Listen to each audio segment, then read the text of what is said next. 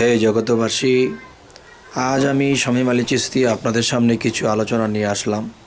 সে আলোচনাগুলো হলো, যেমন অনেকে বলে থাকে যে কাল্ব পরিষ্কার।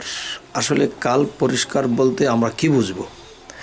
দেখা গেছে কাল্ব যে শব্দটি, এটা আরবি শব্দ। বাংলা আসছে হৃৎপিণ্ড এবং ইংরেজিতে আসছে হার্ট। তবে এই হার্ট বা কাল্বকে পরিষ্কার করতে হলে আমাদের কি দরকার? কিন্তু বলা হয় জিকির। আমি বলবো যে না, জিকির করলেও কাল্ব পরিষ্কার হবে না, পানি দিয়ে ধুইলেও পরিষ্কার হবে না। এখানে কি করতে হবে? এখানে যেটা করতে হবে সেটা হলো, সর্ব অঙ্গের কোনো মূল্য থাকবে না যদি আমার অঙ্গের ভিতরে বাতাস না থাকে। তো আমার সর্ব অঙ্গে যদি বাতাস না থাকে, তাহলে আমার দেহটা যেরকম চলবে না, তেমনি বাতাসের মধ্যেই রুহু বিরাজমান।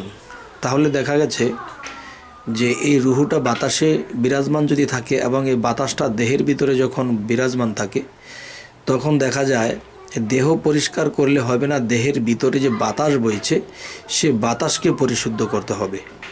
এখন সেই বাতাস পরিশুদ্ধ করব কি? যেমন আমরা অক্সিজেন নিতেছি এবং কার্বন ডাই অক্সাইড ছাড়তেছি, ঠান্ডা বাতাসটা নিতেছি, গরমটা ছেড়ে দিতেছি। তবে হে জগতবাসী, যে কাল্ব পরিষ্কার বলতে জিকির করলে হবে না। দেখবেন একদল লোক খুব জিকির করে, আবার দুষ্টামি করতেছে, শয়তানি করতেছে, কুটনামি করতেছে, মানুষেরটা আত্মসাৎ করে খাচ্ছে।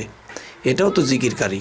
দেখা গেছে নামাজের মধ্যে সে নামাজে নেই, সে চলে গেছে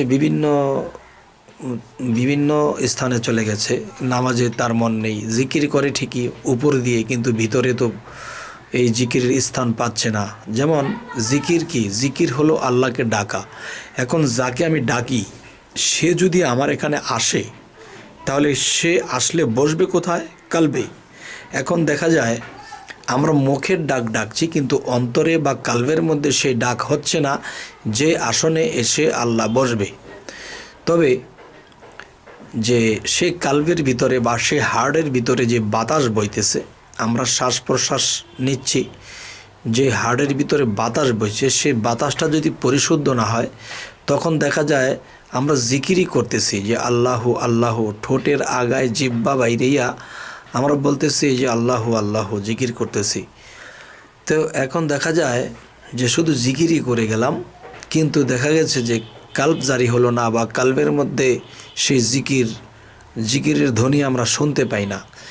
যার ফলে অনেকে কিছুদিন মুখেরটা করার পরে বাহ্যিক এবং ভিতর সবটাই ছেড়ে দেয়, কারণ কোনো ফলাফল দেখতে পায় না। ফলাফল এ কারণেই দেখতে পায় না যে একজন মানুষের ভিতরে বাতাস পরিশুদ্ধ হতে হবে, আর সে বাতাস পরিশুদ্ধ হতে হলে আমাদের কি করতে হবে?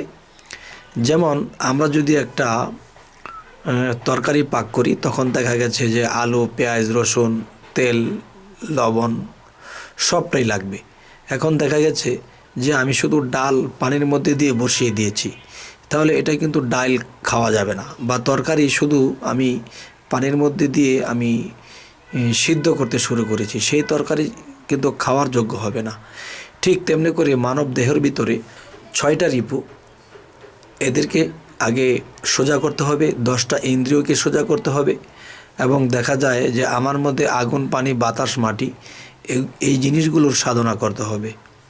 যেমন মাটির সাধনা বলতে যে আমরা যে মাটির খাবার খাচ্ছি, এই ফসল ফলাদি যা কিছু হয় সমস্ত কিছু মাটি থেকে হয়। এবং এগুলা কিন্তু যখন মানুষ বাথরুমে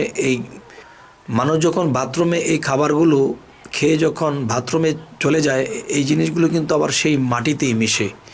তাহলে বোঝা গেল কি, আমরা যে খাবার খেয়েছি এই মাটির দেহে, সেই খাবার মাটির দেহটা মাটির খাবার খেয়ে বড় হয়েছে।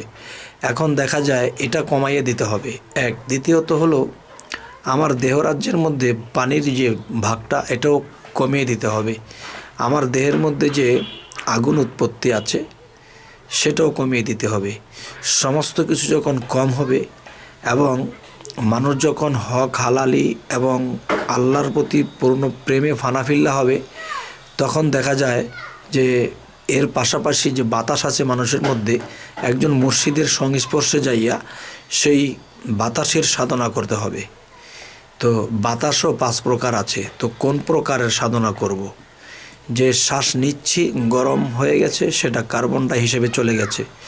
তাহলে এই দুটি প্রকার বাতাস আমার মধ্যে ভরে সেখানে মুর্শিদ রূপ ধরে এরপরে দম আগুনে পুড়ে যেতে হবে আমাদের সেই স্বর্গপুরে। তবে আমি এখন যেটি বলতেছি যে একজন কামেল মুর্শিদের কাছে যাইয়া যতক্ষণ পর্যন্ত সেই সাধনাগুলো না নেওয়া হবে এবং নিয়মিত না করা হবে, ততক্ষণ পর্যন্ত সেই কালবের ময়লা থেকে যাবে। কিন্তু একজন মানুষ অনেক দিন যাবৎ জিকির করে ঠিকই, কিন্তু জিকির করার পরেও দেখা যায় কালবে সেই জিকির হচ্ছে না। তার মানে কি, যে 5টা পদার্থই লাগবে, আগুন পানি বাতাস মাটি শুদ্ধ লাগবে, 6 রিপু 10 ইন্দ্রিয়র শুদ্ধ লাগবে, মন শুদ্ধ লাগবে। তখন কি হবে? তখনই দেখা যাবে আমাদের আত্মা শুদ্ধ হয়ে যাবে। তখনই আমরা এই পৃথিবী থেকে পবিত্র হয়ে চলে যেতে পারবো। আর আল্লাহ বলেছে, যারা নিজেকে পবিত্র করলো সেই সফল কাম। তাহলে যার মন আত্মা দেহ এবং কাল পরিষ্কার হয়ে গেছে, তার কালবের মধ্যে এসে আল্লাহ নিজে বসে, তখন তার মুখ দিয়ে কথা বলে, যা বলে তাই হয়ে যায়। তবে আমাদের এই আলোচনাটি আজকে আপনাদের কেমন লাগলো অবশ্যই আমাদেরকে জানাবেন। তবে পরবর্তীতে যেন আপনাদেরকে আরও ভালো ভালো ভিডিও উপহার দিতে পারি, তাই আমাদের চ্যানেলটিকে সাবস্ক্রাইব করে রাখুন। তো আজ এই বলেই রাখছি, সকলে ভালো থাকবেন। আল্লাহ হাফিজ।